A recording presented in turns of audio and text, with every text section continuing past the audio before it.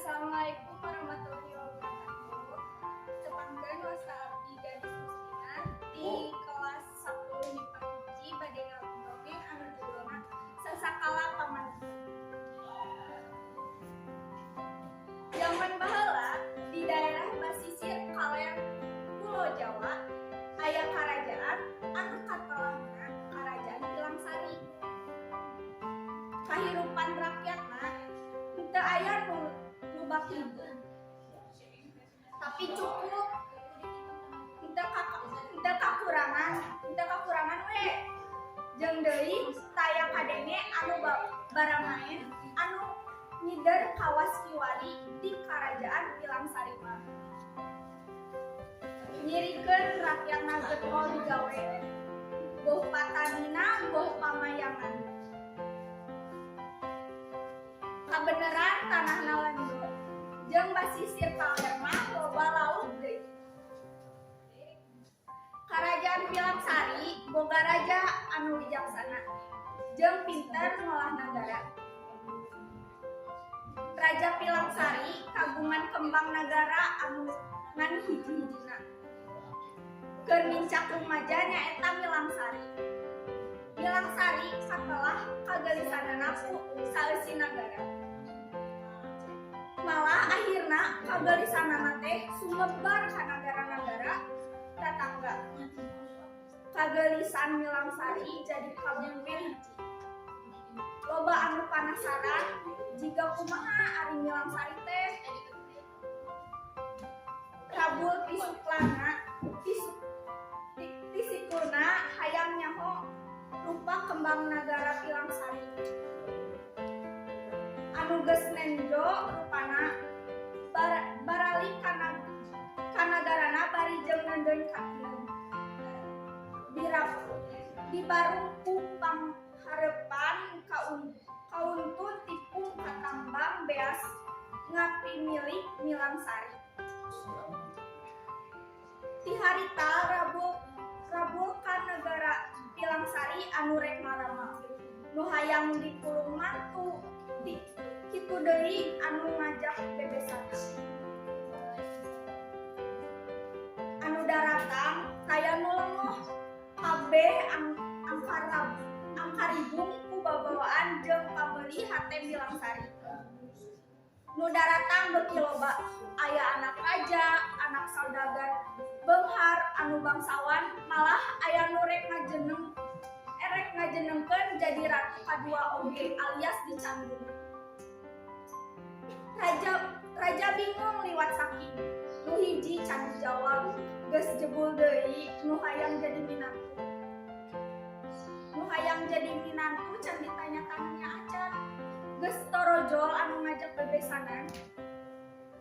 Beuki lila kabingung raja beuki nambahan. Akhirna raja ngangkir patih jeung anakna Milangsari. Mama, beut jadi kieu geuning, kumaha pipet taun urang lamun sakiji dipilih nu sejena bari arambekeun. Moal burung direngkeun nagara urang teh ceuk rarasaan mah urang moal sanggup mah ngayonanana da manisa kitu lobana. Mama cing bere bolongan sugan aya jalan anu hade.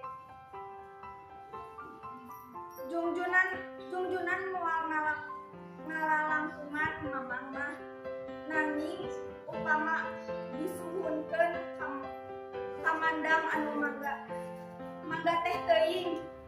Kumaha upami diayakeun sayembara walon patih. Raja ngahulang. Heueuh, dipikir-pikir mah alus oge mun diayakeun sayembara. Anu daratang kabeh boga kasempatan anu sarua. Tah ayeuna amarek nanya ka Nyai, kumaha kira-kirana? Duh ama, abdi mah mangga wae. Kumaha sarena saur ama, tembal Milangsari. Tah geuning kitu mamang. Raja ngahuleung sajongjongan. Bok nyarita deui. Ayeuna mah pangabejakeun kakabehanana sing saha anu dipilih manuk anu dibawana eta pisalakieun Milangsari. Ayeuna mah sinabara alik bae. Teangan manuk anu alus saloba-lobana. Bere waktu saminggu kek kumpul deui di alun-alun nagara. Raja mere parentah kapati. Saminggu ti harita di alun-alun nagara Pilangsari geus pinuh ku kurung manuk. Malah tepi ka pendopo sagala eusina. Rupa-rupa manuk ti mimiti anu leutik saperti kolibri nepi ka nu gede saperti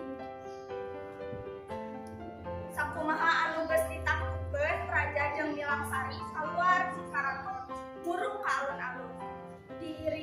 Diiringkeun ku para panganggung nagara rek milih manuk anu dipikaresep ku Milangsari. Ti mimiti diilingkan terus nepi ka tengah ditetep akhirna nepi ka ungtung diskusi. Milangsari malikan deui ningalian bidik-bidik mana manuk anu dipikaresep ku manehna.